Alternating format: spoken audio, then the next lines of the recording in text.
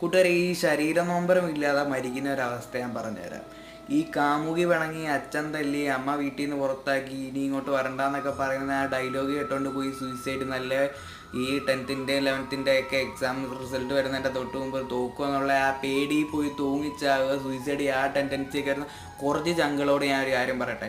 ഈ രാവിലെ നമ്മൾ എവിടെയെങ്കിലുമൊക്കെ പോകാൻ നേരത്ത്, ഇറങ്ങാൻ നേരത്ത് ഈ റോഡിൻ്റെ സൈഡിലൊക്കെ ഇരുന്ന് ഈ പൈസയ്ക്ക് വേണ്ടി ഈ ഭിക്ഷ യാചിക്കുന്ന കുറച്ച് കൊച്ചു പിള്ളേരല്ലേ, ഇവരെ വൈകുന്നേരം ഈ രാവൊന്നും വെയിലൊന്നും പകലൊന്നും ഒന്നും ഇല്ലാതെ, മഴയൊന്നും ഒന്നും ഇല്ലായിരുന്നു, ഭിക്ഷ യാചിക്കുന്ന ഈ പിള്ളേരെ വൈകുന്നേരം വന്ന് വിളിച്ചുകൊണ്ട് വന്ന് ആ പിക്ക് ചെയ്തുകൊണ്ടുവന്ന് ആ വണ്ടിയുടെ പുറകിൽ നിന്ന് പോയി കഴിഞ്ഞാൽ അറിയാം.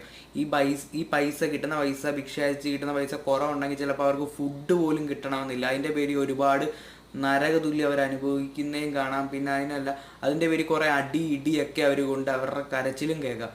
അപ്പം മനസ്സിലാവും നമുക്കിപ്പോൾ കിട്ടിയേക്കുന്ന ഈ ലൈഫ് എന്തോ ഒരു ലക്കിയാണ്. ഓക്കെ, എനിക്ക് ഇത്ര പറയാനുള്ളത് ഇങ്ങടുത്ത്.